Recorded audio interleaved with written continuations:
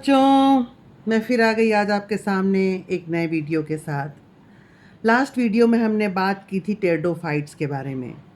आज हम लोग जानने जा रहे हैं, पढ़ने जा रहे हैं जिम्नोस्पर्म के बारे में। क्या होते हैं जिम्नोस्पर्म? जिम्नोस्पर्म अगर इसको हम देखें तो जिम्नोज मतलब नेकेड और स्पर्मा मतलब सीड, मतलब वो प्लांट जिनमें सीड कैसे होते हैं नेकेड, उनको हम कहते हैं gymnosperm.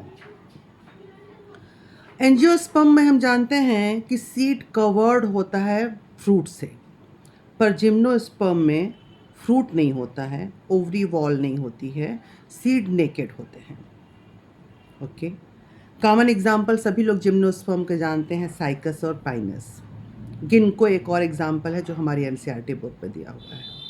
Okay, gymnosperm generally shrubs और ट्री के फॉर्म में मिलते हैं, मतलब हर्ब फॉर्म जिम्नोस्पर्म में एब्सेंट होता है।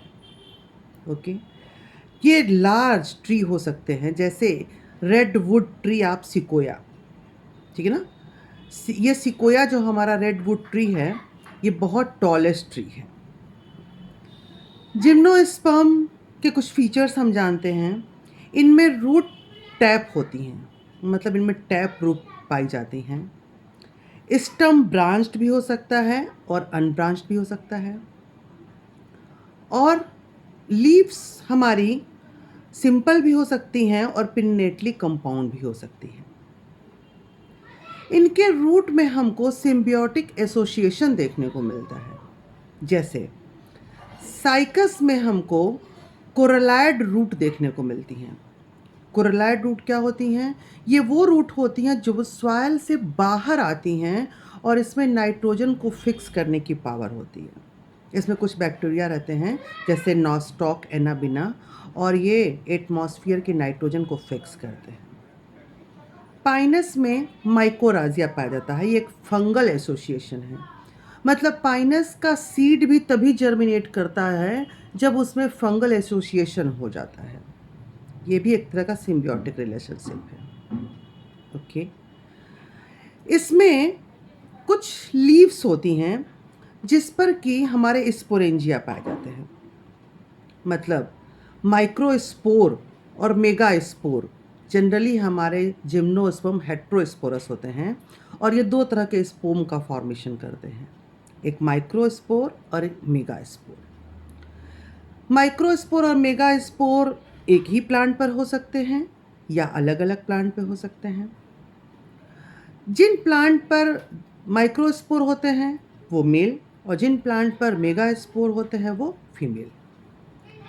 माइक्रोस्पोर एक सेल के अंदर होता है जिसको स्पोरेंजिया या माइक्रोस्पोरेंजिया कहते हैं, और ये माइक्रोस्पोरेंजिया एक स्पेशल तरह की लीव्स पर होते हैं जिनको माइक्रोस्पोरोफिल्स कहते हैं। ओके, ऐसे ही मेगास्पोर मदर सेल्स एक पर्टिकुलर लीव्स पे होंगी जिनको मेगास्पोरोफिल्स कहेंगे, और ये स्पोरोफिल लीव्स आपस में स्पायरली अरेंज्ड होती हैं, मतलब इनका अरेंजमेंट स्पायरल फॉर्म में होगा, और ये कोन का फॉर्मेशन करती हैं। मतलब माइक्रोस्पोरोफिल्स मेल कोन और megasporophylls female cone. Microspore mother cell divide करती हैं बाय मियोसिस, और ये बनाएंगी pollen grain. Okay, megaspore mother cell में भी मियोसिस होगा और ये फीमेल गैमिटोफाइट बनाता है। फीमेल गैमिटोफाइट हाईली रिड्यूस होते हैं। इसके ये मल्टी सेलुलर स्ट्रक्चर होता है। न्यूक्लियस की कोई एक सेल मेगास्पोर मदर सेल बनेगी, और ये डिवाइड करके 4 सेल बनाती है बाय मियोसिस, जिसमें से 3 तो डिजनरेट कर जाएंगे और एक फंक्शनल रहेगा।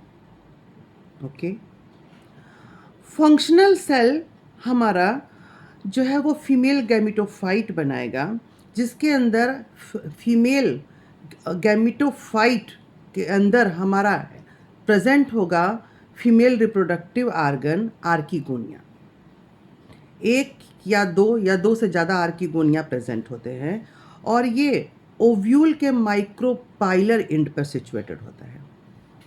पोलन ग्रेन एयर करंट के थ्रू आएंगे और इनमें ओव्यूल एक पॉलन ड्रॉप सीक्रेट करता है, जिससे इसमें पॉलन ग्रेन ट्रैप हो जाते हैं और ये ट्रैप हो करके आर्किगोनिया तक पहुंचते हैं, जहां पर एग से ये फर्टिलाइज करते हैं और फर्टिलाइज करके जाइगोट का फॉर्मेशन करते हैं।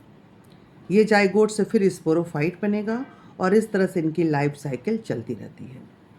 मतलब जिम्नोस्पर्म में हैप्लॉइड फेज हाईली रिड्यूस होता है और डिप्लॉयड फेज मेनली डेवलप होता है। ओके, तो इसका मेन करेक्टरिस्टिक फीचर क्या है कि इसमें कोन का फॉर्मेशन होता है। मतलब वो लीव्स जिसमें माइक्रोस्पोर या मेगास्पोर होते हैं, वो तरह सारी लीव्स कोन बनाती हैं, मेल कोन और फीमेल कोन। सीड नेकेड होंगे। ओके, एंजियोस्पर्म में